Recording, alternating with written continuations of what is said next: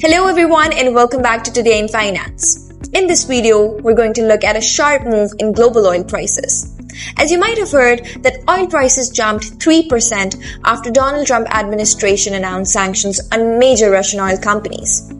And these measures mark a major escalation on US policies. But this is just the beginning. So let's get more details on it.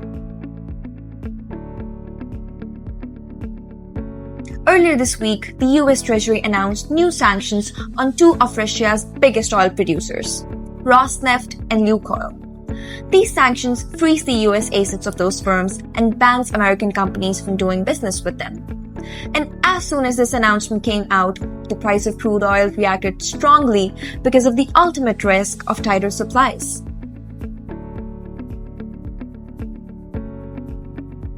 So oil prices rose mainly because traders and markets were afraid of supply shortages.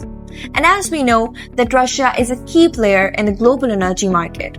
So when these sanctions threaten its exports, investors start to believe that less oil will be available worldwide, pushing the prices higher.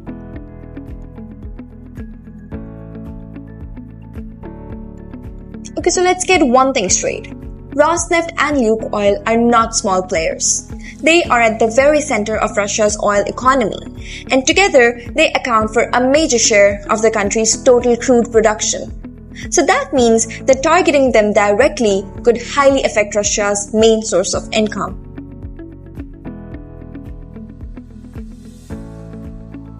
For global oil markets, the immediate impact is higher prices. Energy traders and importers now have to factor in the risk that Russian oil may become harder to access.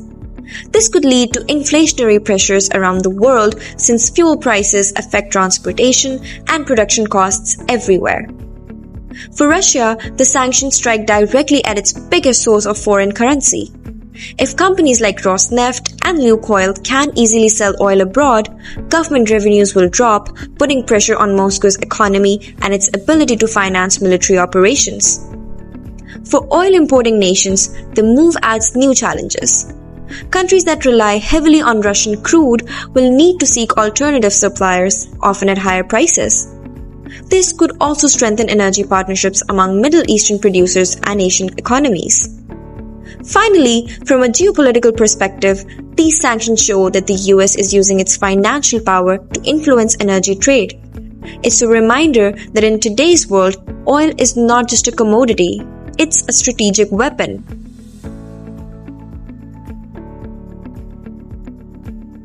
Well, I'd say that the timing of sanctions is key. The Trump administration probably chose this moment because tensions over Ukraine conflict have now continued for months, and Western allies have been seeking new ways to apply pressure on Russia. So these sanctions were announced just when the oil prices had stabilized. Many analysts believe that the 3% surge is just the beginning, depending on how much Russian supply is affected in the coming week.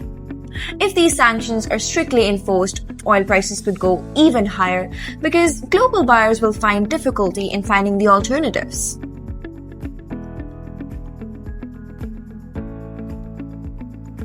In the short term, the market is more likely to stay volatile. If Russian exports drop more than expected, the prices could rise even further. And other producers like Saudi Arabia and the US might increase their output to bridge the gap, but that would surely take a lot of time. Russia could also look for backdoor ways to sell its oil, especially to Asian countries that have avoided taking sides. Keeping all of this in mind, we can say that the oil market is on the edge, and that highly depends on how strictly these sanctions are enforced in the coming weeks.